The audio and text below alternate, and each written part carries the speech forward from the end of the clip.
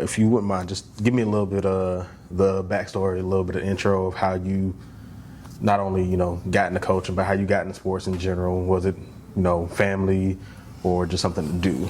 Yeah, so first off, my name is Steve Smith, Coach Smith, 37, 38, almost 38 years old. I got into sports when I was about 4 years old. I started playing Little League football and running track for College Park and Welcome Park. Welcome Park, I played football, and track and field I ran for Burdette, actually, originally. And my dad was a football player, track athlete. My mom was a track athlete when I was growing up. And so, I just kind of fell in love with the sport early on. And so I ran track all the way through high school up until college.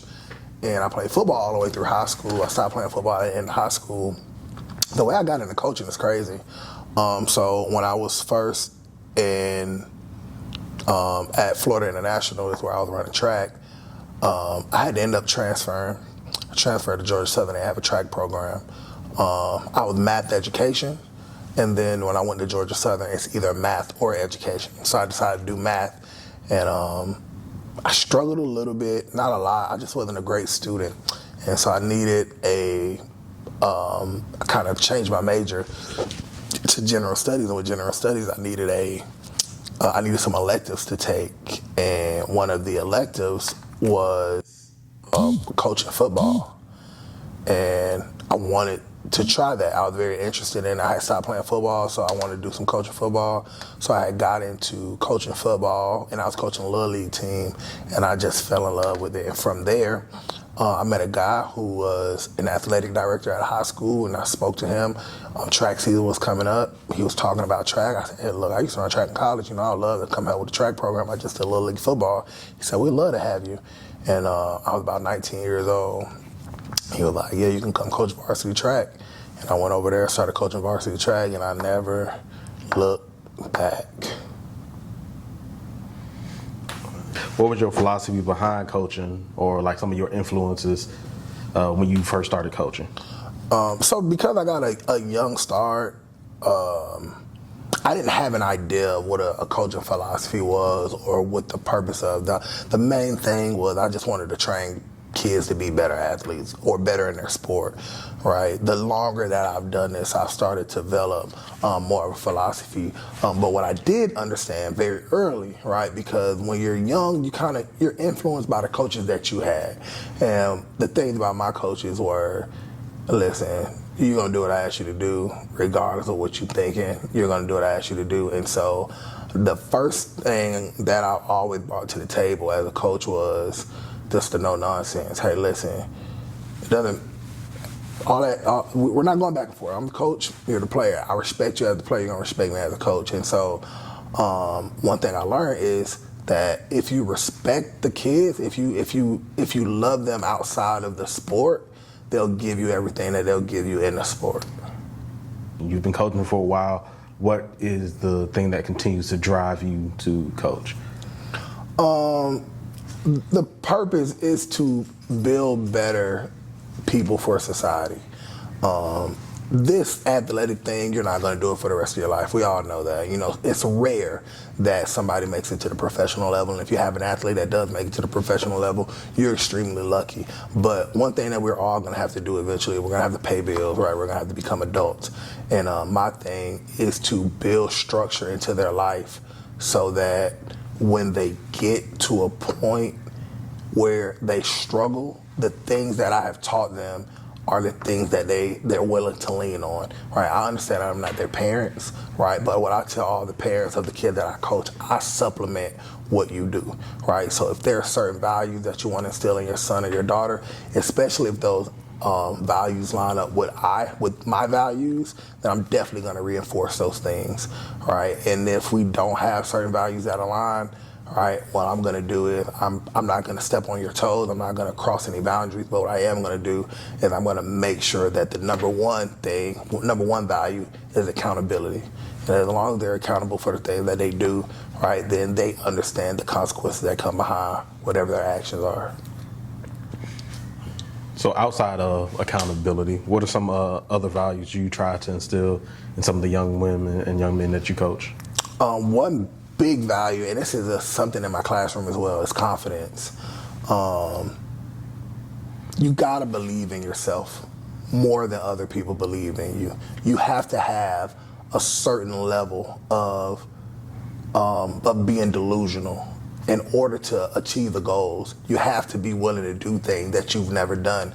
And in order to do things that you've never done, you have to put yourself in a headspace that you've never been in. And the only way you can do that is just by believing that you can do something that you've never done. And that takes a certain level of being delusional. So confidence is always something that I want to drive into my kids. Discipline.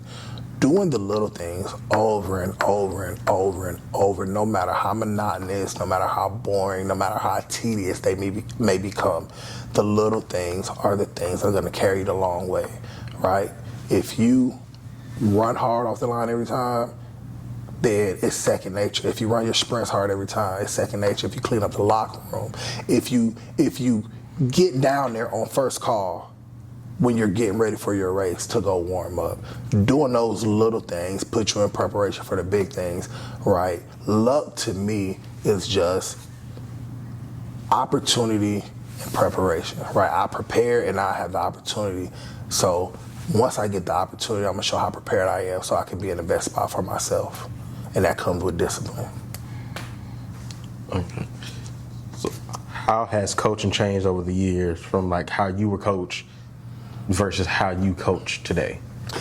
That's a really good question. And so I think now with coaching, when you don't have the relationship early on, you have to start by building that foundational relationship before you can get into the tough love coaching or the you're going to do what I say just because I'm the coach type of coaching. Back in the day, whoever your coach was, you're going to do what they say just because they're your coach. And you're going to build the bond as that relationship like build itself. Like it's a coach relationship first. Like that's the coach, I'm the player, I do what he says because that's his title. Now, not so much. You don't have as many kids, if they don't believe in you and they don't know if you believe in them, it's kind of hard to get them to just immediately do what you ask them to do, right? They have to know that, one, you have to build a trust with them. I think back in the day, you didn't have to build that trust. I think the respect was just there, and I think that parents weren't as or so emotional, right? A big part of building growth is going through that wide range of emotion, and I think a lot of parents now try to protect their child from their feelings being hurt, especially at older ages, 14, 15, 16. I think that that's a prime age for them to learn how to start to deal with those emotions, to deal with somebody, to deal with being in uncomfortable situations and having uncomfortable conversations with people instead of shying away from it and getting somebody else to do it for you. I think the parents are too involved in the emotional part and not letting their kids grow emotionally. So I think that's a big part. Like I don't remember my parents ever really talking to my coach about like me playing or them yelling. I see that a lot more about like, oh, you said something to my kid and you made them feel some type of way. We didn't have that much when I was growing up. So what would you say is the hardest part about coaching? The hardest part about coaching is it has nothing to do with coaching or athletics.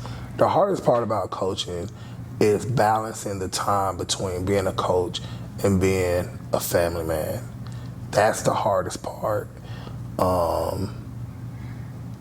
You have two families, essentially, and the best coaches figure out a way to intertwine both families where they feel like they're apart, but everybody can't necessarily do that. And so you have to find a way to show that I can run my business, which is the football team, the other family, and give that enough attention to show that you care about that, but also spend enough time with your family and your kids and your wife to make sure that they know that you're there for them as well.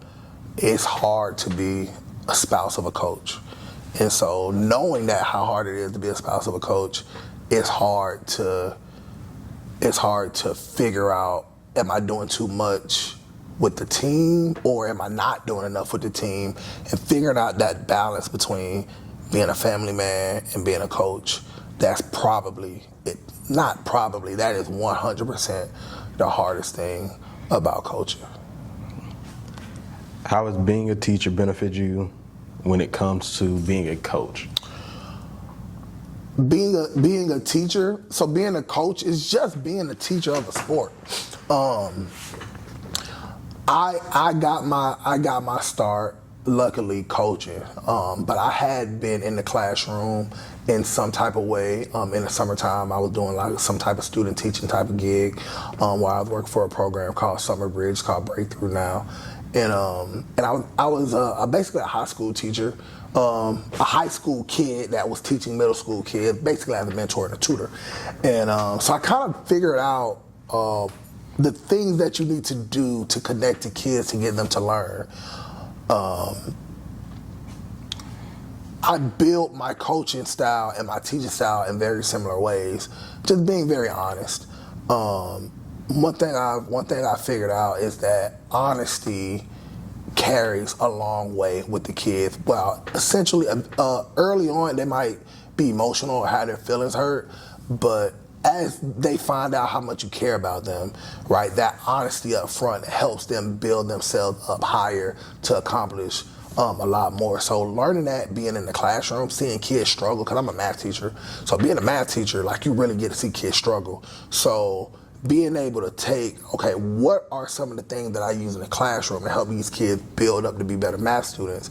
I try to take some of those same tactics to help them become better athletes. So football players, the track runners, the basketball players, whatever the case may be, I use some of those same tactics when they struggle. What's something you take from your coaches that you use till this day? A little bit of humor. A little bit of humor goes a long way.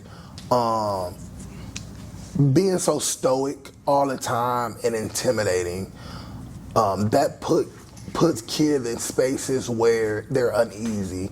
And while perfection is demanded and expected, right, you do have to have some type of firewall between, I know I'm gonna struggle and I know I need to be focused.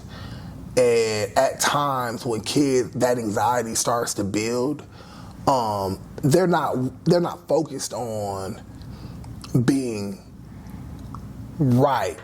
They're just trying not to be wrong. And when they're not trying to be wrong, they're doing things that are wrong. And so one thing about my coaches is everybody had a personality. Everybody had a joke here and there. Everybody said something that kind of eased the tension.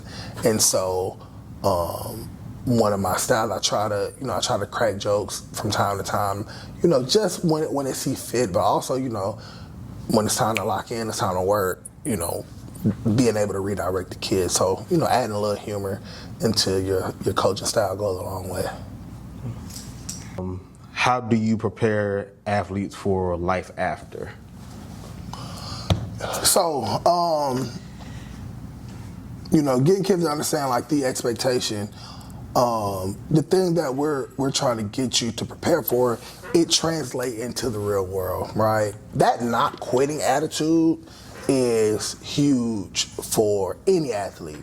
What we do, we're demanding at a high level. And it's kind of easy to notice when kids are struggling with the high demand to get them.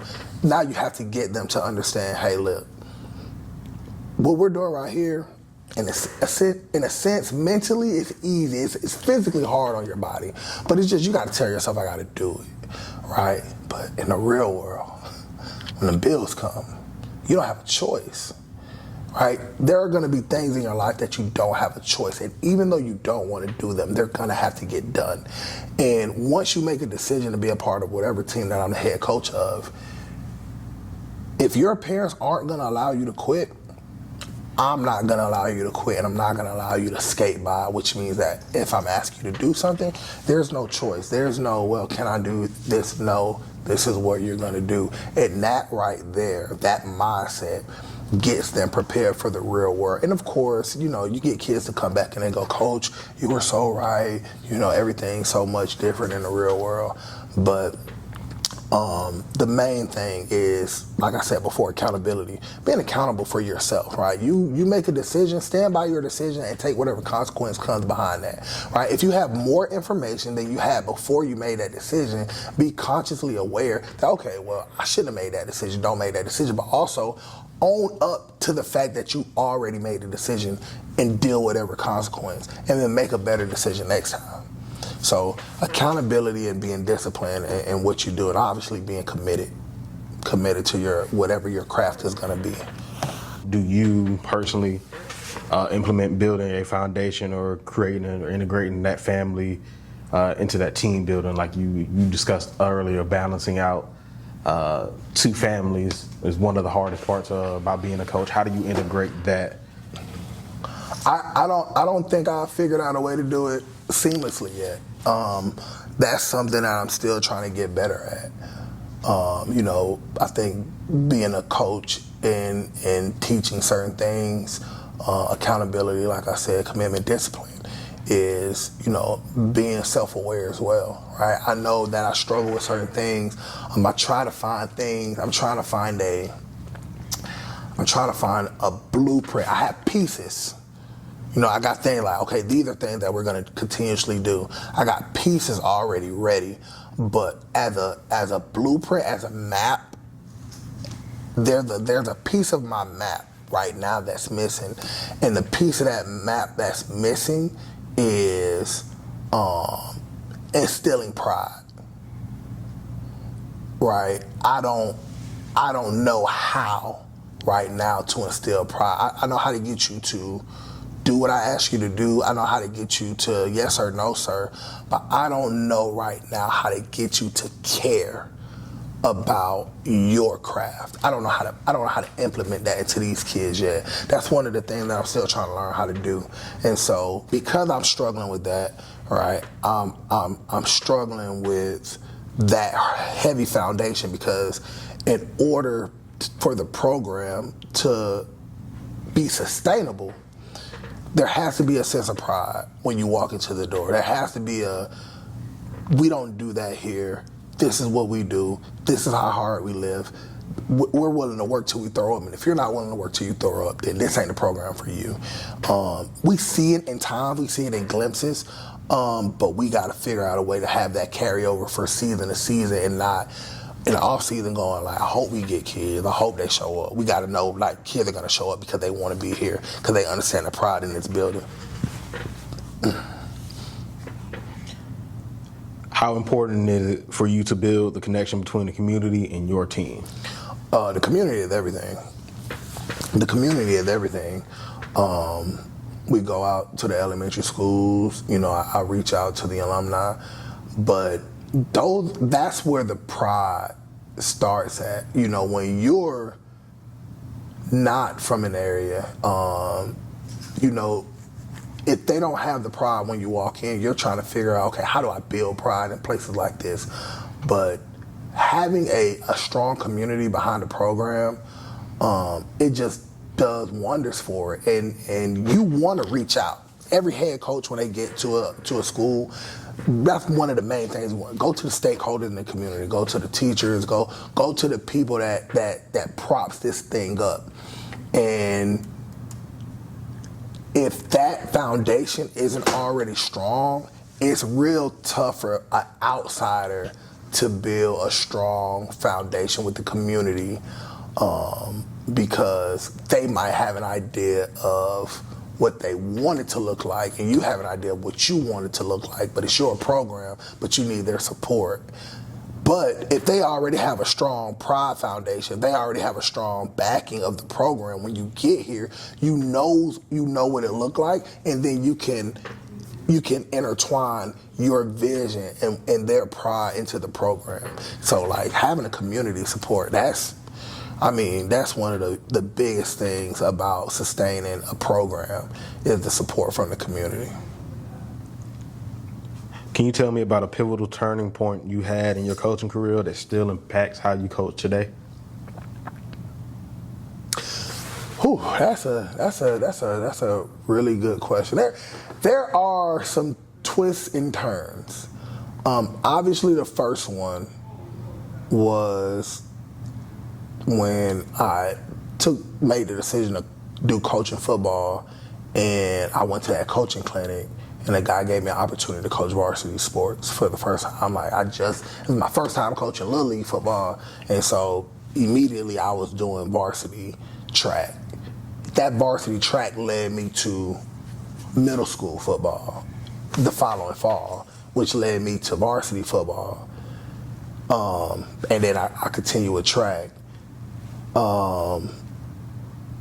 Building a program and without a track and coming in second place in state, that was another big one that kind of solidified or started to cement the understanding of building athletes. Like, okay, that's not just a head coach who's just worried about XYZ. Like, he's actually building his athletes to be better. A real big choice was my decision to come down here. It took a lot. It took a lot of prayer, it took a lot of thought, it took a lot to make that choice, man. I was getting married, having a son, and so making a decision to uproot all of that, to come down here and basically start over, that was a really big change in a much different environment. I'm a fan of the city. I like Savannah. I like the speed of Savannah. I'm from Atlanta. Statesboro was nice. It was a big change of pace. I went from Atlanta to Miami to Statesboro. So Savannah gives me a nice, happy balance of city life but country life at the same time. But the decision to come down here, coaching-wise, not really knowing what I was getting into, that was extremely pivotal, and it teed me up to be where I am today. It was a great decision, and I think it's taught me a lot for wherever my next stop is going to be.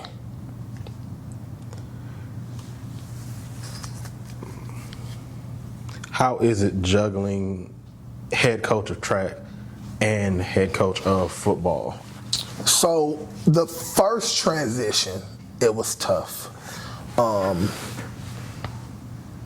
But when you're taking something over and you're trying to like put your impression on it,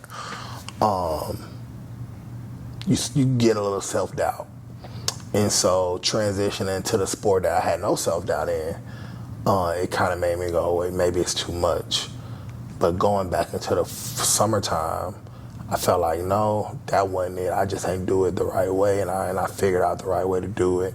And then I get the opportunity the second year. But this year, it feels like a restart for one program and a continuation of the next program.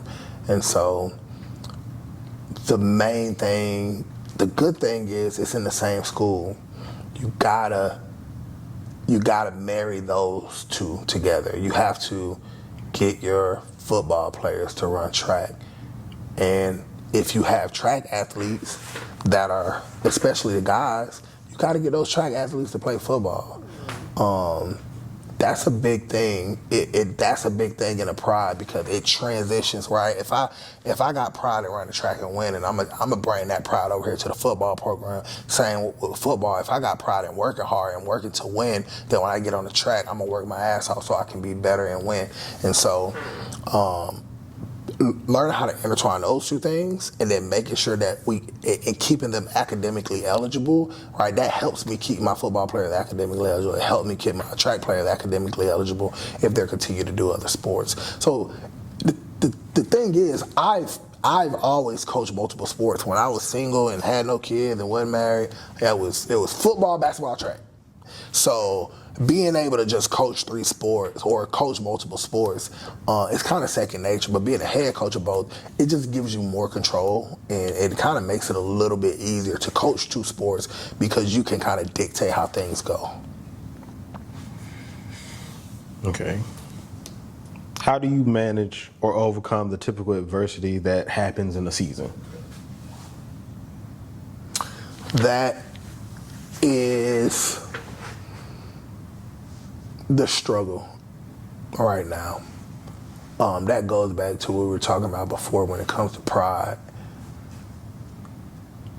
I truly believe that the greatest and the best coaches, their team is a reflection of their personality. Truly believe that. And that's why I don't necessarily consider myself one of the greatest or one of the best. I think I'm good at what I do. But I deal with adversity well. I deal with uncomfortable situations well. And I'm extremely competitive. Those parts of my personality, I have not, in this football program yet, seemed to implement it. Right. Accountability, my kids are real. Coach, that's on me. Not a lot of talk back. My kids are listening, trying to take accountability. They're committed. They're trying to be disciplined. But when a little adversity shows up, it's hard to rewire 14 or 15 years of a certain way of handling adversity in a short amount of time. Right? I have not figured out a way to get the kids to deal with the adversity, which is now that becomes my adversity. My adversity is how do I get them to deal with it better?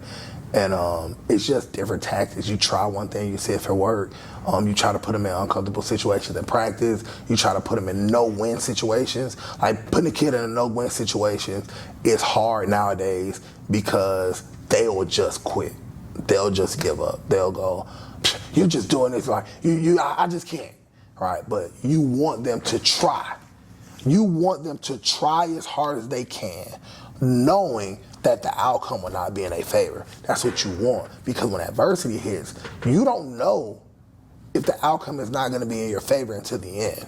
If you put them in situations where they know the outcome is not going to be in their favor and they're willing to do whatever it takes to finish, to get to the finish line, even though, again, the outcome is not what they wanted.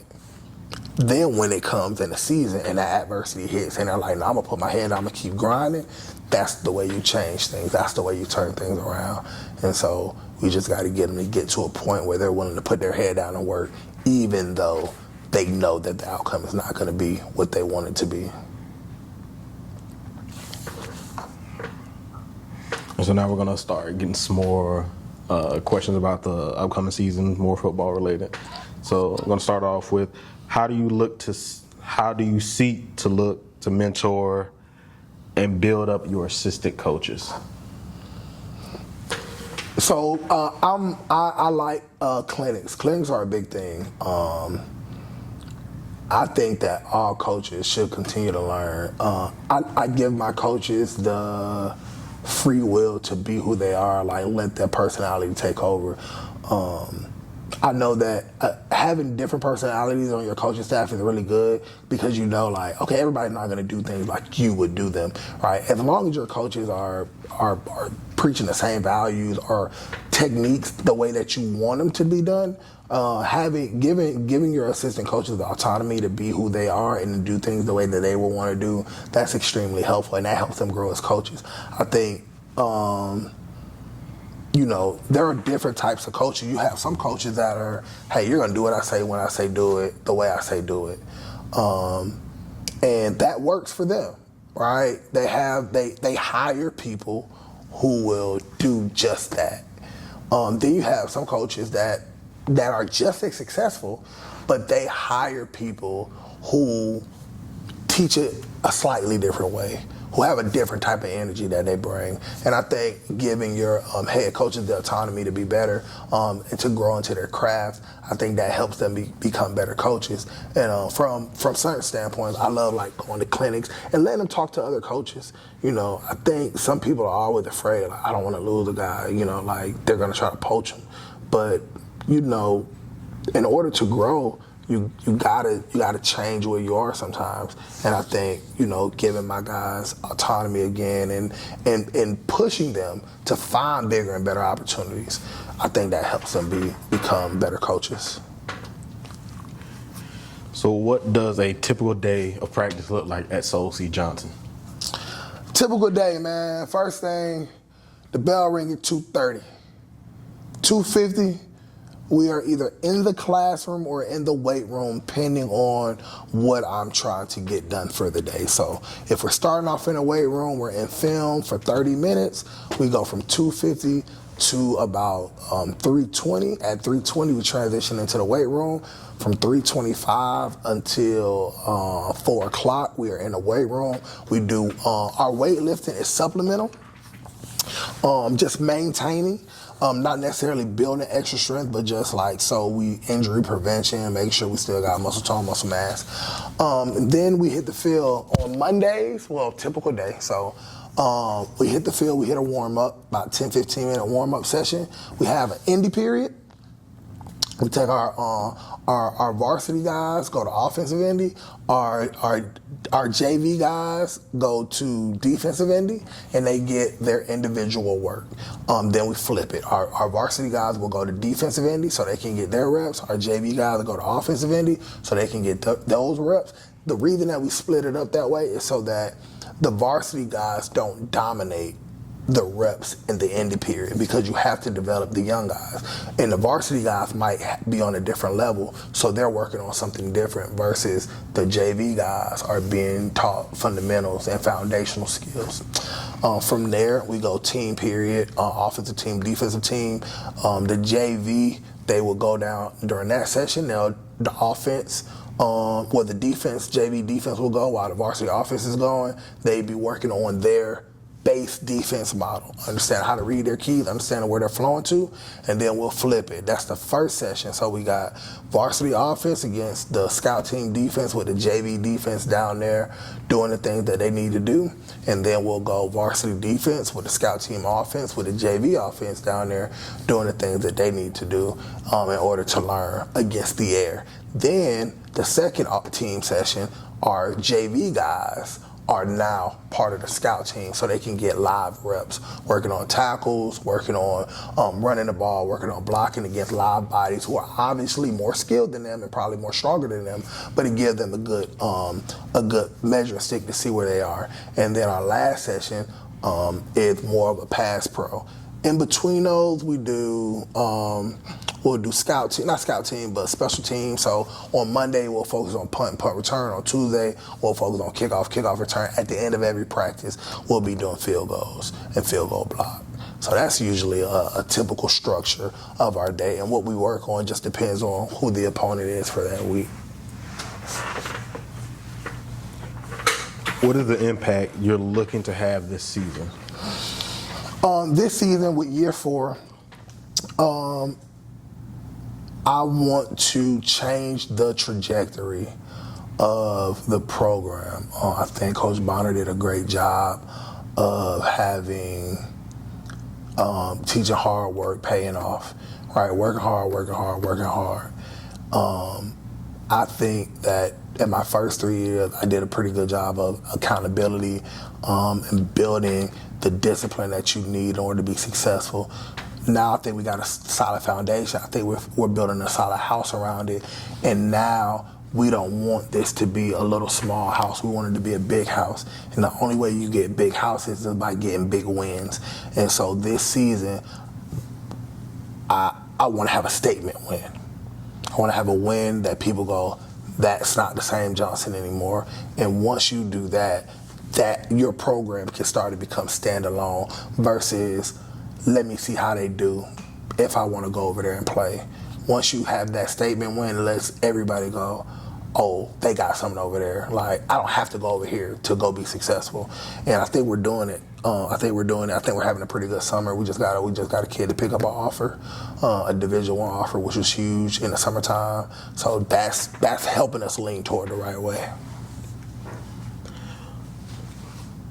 So with the upcoming shift in classification, the regions, how are you feeling, or what you looking forward to this upcoming season?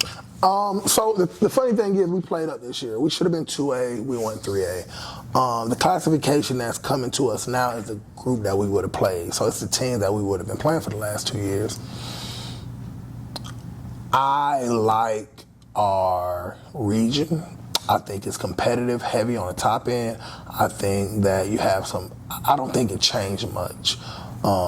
There are two teams that are really good in the classification that a lot of people think they're just on the collision course for them to play in the state championship team.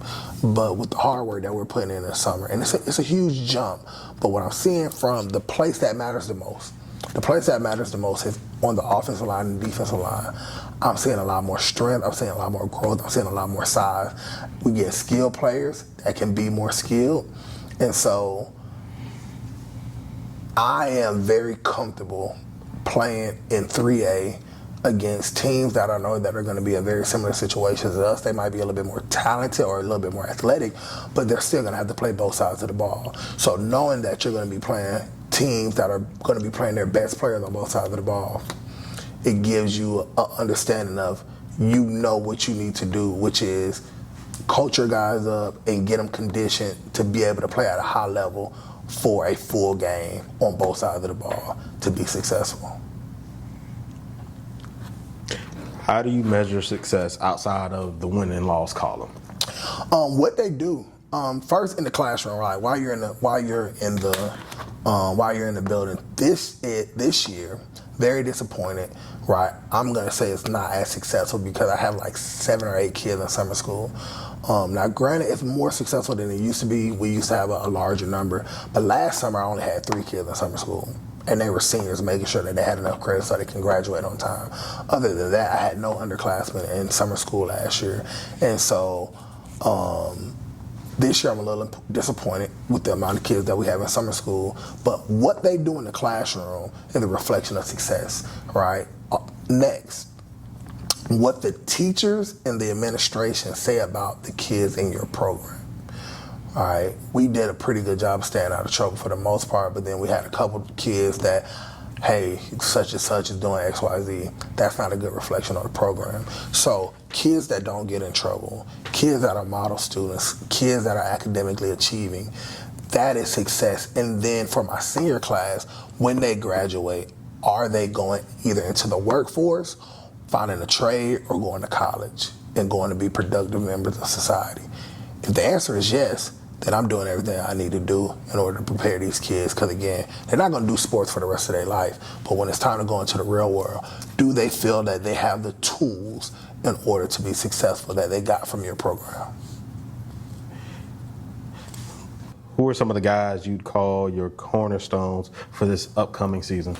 Player-wise? Yes. So, obviously, man, having a quarterback come back for his 3rd year, he was big for us last year, and I used to say this going into the summer, like, a lot of people don't understand how big it is for your quarterback to come back, and that was his 2nd year back. Now we get him for a 3rd year back. I expect him to be one of the best players in the state. I told him he was going to be one of the best players in the region last year. He was. I expect him to be one of the best players in the state this year. So he's going to be somebody we lean on offense. Also, we got a guy, a junior named Dante Boston on the offensive line. He should be a really big part of this offensive unit that I think is going to be leaps and bounds ahead of what we've ever had. Not necessarily saying like these players are better, but we're more complete. My 1st year, we had a lot of skill guys. I ain't had no linemen. But they didn't know what they were doing either, right? I got a lot of kids who had never played varsity football before. Then my 2nd year, we got the skill guys that knew what they were doing. Then we didn't have any linemen. That hurt. That was a struggle. Last year, we had linemen. We ain't had no skill guys. And so this year, we have in my opinion, we have a nice, solid group of linemen on the offensive and defensive side of the ball. We got a nice set of skill guys on the offensive and defensive side of the ball. And we have coaches. We got enough coaches to coach everybody up. So now it's about, can I lead the program in the right direction? Defensively, my middle linebacker, it's his year to shine. I remember meeting him as a freshman. I said, boy, you gonna start middle linebacker for me one day. And this is his year to start middle linebacker. He's a year early. He did it last year. But he's definitely going to be the starting linebacker this year. He's going to be big for us. And then another person on that defensive group is Caden Moore. Man, Caden Moore is a great student. He's a 3.7, 3.8 GPA guy. He's like 16th in the class. IB kid, real yes sir, no sir, high level achiever.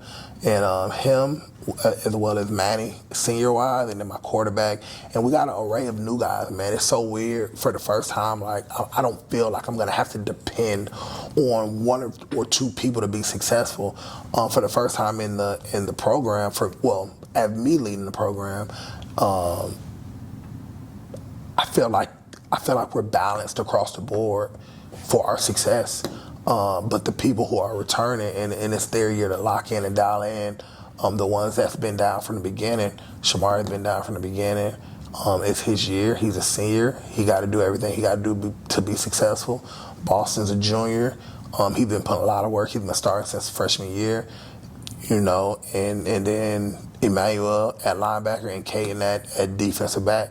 Those guys, it's their year to lead this group together in order to be successful and change the trajectory of the program.